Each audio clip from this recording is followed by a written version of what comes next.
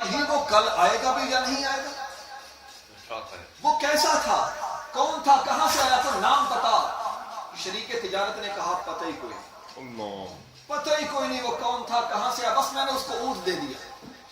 جب دونوں تاجروں کی آپس میں گفتگو ہونے لگ گئی، جب معاملہ سختی پر پہنچ گئے، تو جامع بن شداد کہتے ہیں کہ پاس ایک اونٹ اور کھڑا تھا، اونٹ کے اوپر کجاوا تھا، کجاوے کے اندر ایک عورت بیٹھی ہوئی تھی۔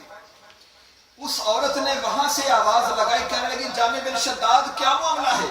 مجھے بتاؤ کیا معاملہ ہے۔ کہا کہ اس میرے شریک تجارت نے میرا ایک اونٹ فروخت کر دیا ہے، نہ پیسے لیے نہ کھجورے لے کے دے، پتہ نہیں کون لے کے چلا گیا۔ تو اس عورت نے جو کجاوے کے اندر بیٹھی ہوئی تھی وہ حضرت عائشہ تو حضور کی زوجہ تھی، یہ زوجہ نہیں تھی۔ حضرت عائشہ تو مسلمان تھی، یہ مسلمان بھی نہیں تھی، یہ تو مشرکہ عورت تھی۔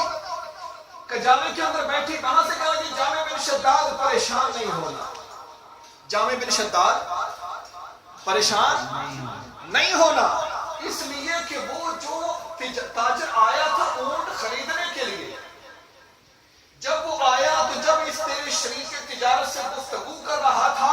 رب کعبہ کی قسم ہے یوں لگتا تھا کہ جیسے اس کے منہ سے موتی جھڑ رہے ہیں، پھول بکھیر رہا ہو۔ اور یاد رکھنا جامع بن شداد جتنا خوبصورت اس کا چہرہ تھا،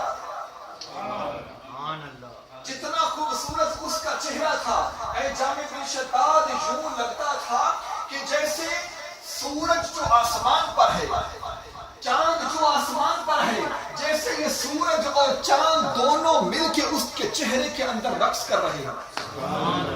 یوں لگتا تھا۔ اور اے جامع بن شداد جس کے منہ سے باتیں نکلیں لگے کہ پھول جھڑ رہے ہیں، جس کے لب جب کھلیں اس کے دانت نظر آئے تو یوں لگے جیسے موتی چمک رہے ہیں، جب اس کے چہرے کو دیکھا جائے یوں لگے کہ جیسے آسمان کا سورج اور آسمان کا چاند اس کے چہرے کے اندر رقص کر رہے ہو۔ جامع بن شداد پریشان نہ ہو، رب کعبہ کی قسم ہے جس کا چہرہ اتنا خوبصورت ہوتا ہے وہ کبھی دھوکہ نہیں دے سکتا۔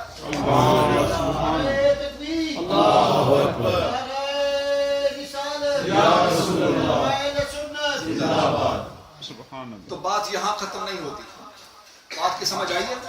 کہ حضور کا چہرہ کتنا خوبصورت تھا۔ حضرت عائشہ صدیقہ کے بقول فرماتی ہیں رات کو دیکھا تو بھی نور، دن کو دیکھا تو بھی نور، اور یہ کجاوے میں بیٹھی ہوئی یہ غلام عورت جو مسلمان بھی نہیں ہے وہ بھی کہتی ہے کہ چہرہ نور علی نور۔ اتنے خوبصورت چہرے کی جب بات ہوتی ہے تو بات پھر کہتے ہیں کہ جو بات دل میں اترتی ہے اثر رکھتی ہے،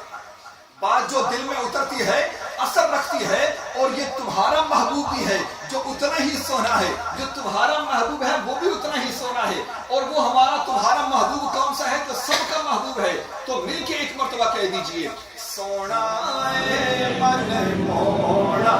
اے آمینہ تیرا لال جی کر سادیا ماری جان کر سادیا ماری۔ اچھا اب آپ سوچیں گے حضرت عائشہ صدیقہ خاتون حضور کی زوجہ کا کام ہے اپنے خاوند کی تعریف کرنا، دوسری طرف یہ کنیز عورت ہے، غلام ہے، لونڈی، اس نے اگر حضور کی تعریف کر دی تو یہ عورتوں کی کمزوری ہوتی ہے کہ وہ مردوں کی تعریف کر لیتی ہیں۔ لیکن جو مدینے کی بچیاں جب حضور ہجرت کر کے تشریف لائے تو مدینے کی بچیاں تو لاشعور تھیں، اور آپ کو معلوم ہے کہ بچے جو بات کرتے ہیں وہ سچی کرتے ہیں، بچے جھوٹ تو نہیں بول سکتے جب تک ساڑھے جا کوئی ان سکھاوے نہ کہ پتر جا کے باہر آ کے پوری کر کوئی نہیں اللہ جی۔ جہاں کدی اسی جناب ہون تے چلو کوئی دور تے کر دے کوئی نہیں، ہون کو فون آ جائے تو پتر نہ کہ پتر فون چو کیا کہ ابو ہی کر کوئی نہیں، جب تک ہم خود سکھائیں گے نہیں بچے تو سچ ہی بولیں گے۔ تو مدینے کی بچیاں وہ تو لاشعور تھی، حضرت عائشہ صدیقہ سمجھدار، وہ کنی سمجھدار دانا بڑے لوگ، لیکن مدینے کی بچیاں وہ تو لاشعور ہیں۔ تو جب حضور تشریف لا رہے تھے، جب وداع کی پہاڑیوں میں سے حضور کا چہرہ نظر آیا تو مدینے کی ساری بچیاں مل کر دف بجا کر کہنے لگے تھی طالع البدر علینا